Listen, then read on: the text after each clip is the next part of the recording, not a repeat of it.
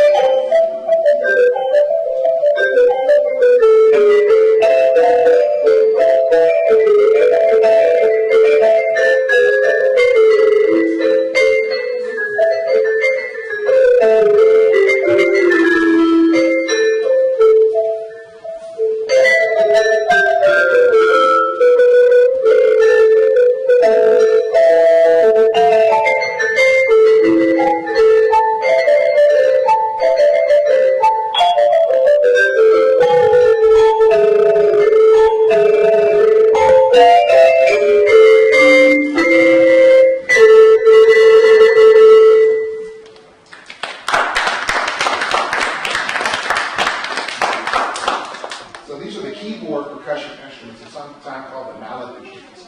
And there's about 3 or 4 more that we use regularly, like the orchestra bells and the chimes and the xylophone. So we have many more percussion instruments though in our family. Some of the instruments are made out of different materials. So some of the instruments are made of wood and some are made of metal. So some of the wood instruments we have are the wood block.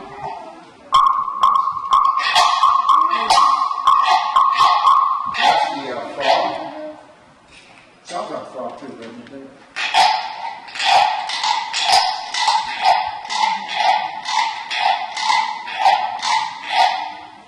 And we have the castanets. The castanets come from Spain. They're like pieces of wood that are carved like in the shape of a clamshell. And traditionally they play them with their fingers. That's hard. So we just put them on, mount them on handles, play them like this.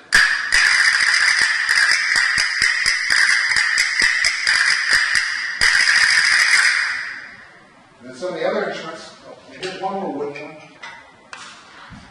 And that's one of our sound effects. What do you think we call that one? It's the ratchet. The ratchet. So they have to wind someone up on stage. We use that to create the sound effect. Then a lot of our instruments are made of metal. So some of the metal instruments, the sleigh bells.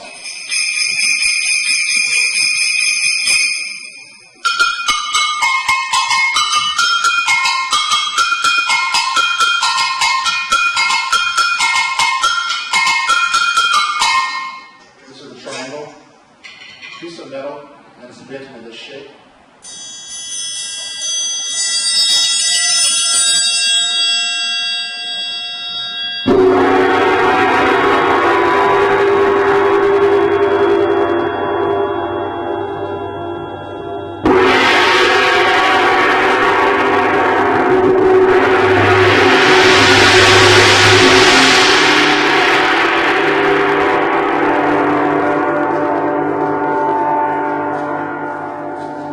Cousins of the big gong, these are the finger cymbals.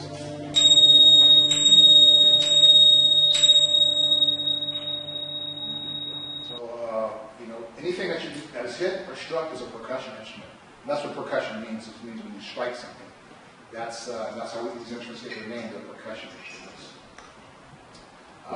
We'd like to now help you help us understand the elements of music.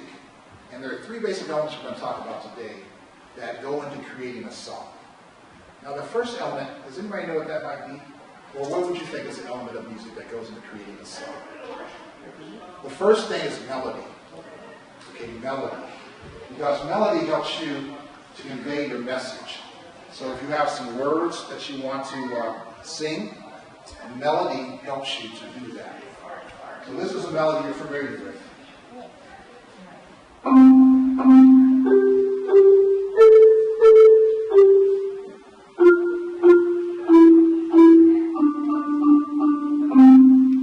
So that's one part or one element of creating a song.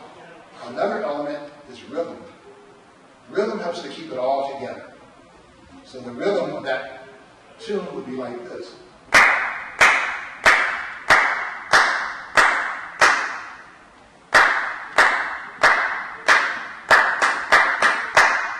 And in order for me to know where the beats are, I use numbers to help me understand the beats and know where they should land. So I count like this. 1, 2, 3, 4. 1, 2, 3, 4. 1, 2, 3, 4. 1, 2, 3, 4. And then the last element we use to help us create a piece of music is called harmony. Harmony is when we have two or more notes that sound or struck at the same time, and they give us chords.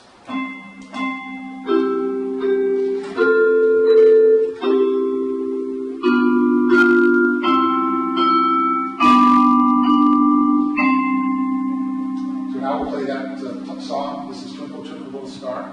And if you know the words, I think you can sing ABCs to it. So if you happen to know that, please feel free to join us.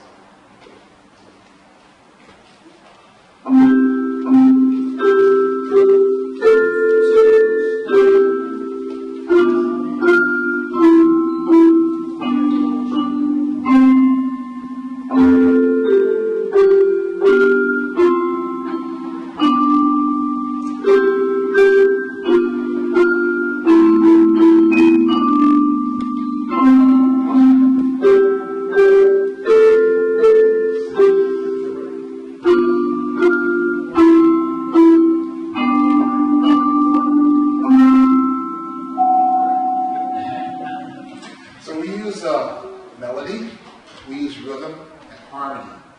And composers for hundreds and hundreds, if not thousands of years, have used parts of those elements to create music. Now, we're going to talk now about a kind of music that's unique to America. Because America, through historical events, has the unique opportunity to create new music because a lot of people came together and brought new ideas to the country. So at the time of when Africans arrived in this country, they brought ideas of rhythm and of a melodic shape and of what their thought about music, what music meant to the African. And when people from Europe came here, they brought music of Telemann, of Mozart, of Beethoven to the country. And once those things started to mix and turn into a new type of music, it was called jazz. Jazz was developed, well, they say invented, but it came about maybe about 100 years ago, thereabouts, in New Orleans. That's like a birthplace of it. So that's where we use melody, we use harmony, and we use a strong sense and a different kind of rhythm to help create these things. So we're going to play a piece for you. It's a jazz composition. It's by one of America's greatest jazz composers, Thelonious Monk. And he was born in the 1920s. He died in the 80s. I don't have the precise dates. But he was a very influential composer in jazz music because he composed differently. And he didn't follow the trends. He didn't do what people thought he should do when he wrote music. But he heard something different when he wrote it, and that was his style. That's what's unique about him. That's one thing we remember about him. So this is Thelonious Monk's Well You Need It.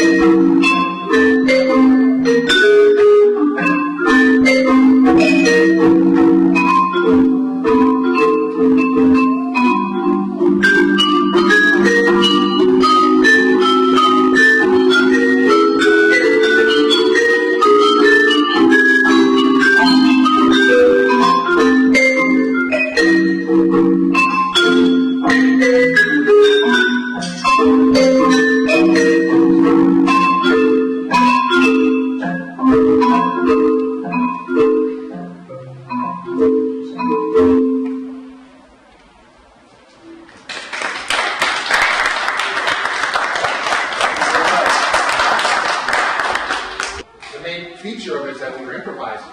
So parts of it are established, like the chords, but in the melody, but then we started to make up stuff as we were going along and see where it took us. So that's improvisation is a big part of jazz, and a lot of different other types of music as well, the improvised part.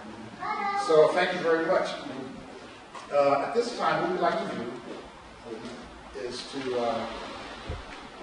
we like to create a piece of music, and we want to have you, the audience, join us in this creation. So the first thing I'd like to talk to you about is the piece that we're going to put together.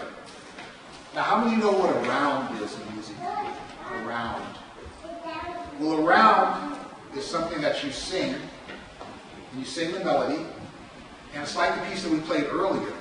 Other people can join in at different times in the song, and it'll all make sense. So a round that you might be familiar with is something called Brother John or Frere Jacques. So that's this melody.